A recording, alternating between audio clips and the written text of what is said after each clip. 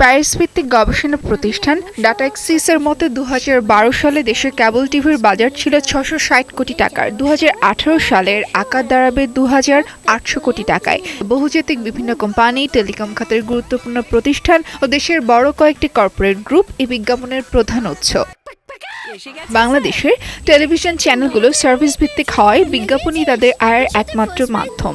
দেশি স্যাটেলাইট চ্যানেলগুলোর বিজ্ঞাপনের নির্দিষ্ট বাজার থেকে সম্প্রতি বিজ্ঞাপনের অর্থ বিদেশে নেওয়া হচ্ছিল। এর মাধ্যমে বিদেশে অর্থ পাচারের অভিযোগও উঠেছে। এতে চ্যানেলগুলো সংকটে পড়ে।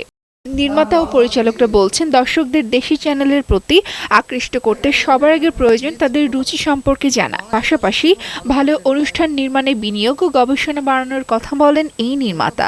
বাংলাদেশের দর্শক বাংলাদেশের টেলিভিশন দেখে না, এটা একটা মিথ্যা কথা। যে নির্মাতার কাজ অনেক বেশি দর্শক দেখবে, তার পিছনে টেলিভিশন চ্যানেল অনেক বেশি টাকা ইনভেস্ট করবে।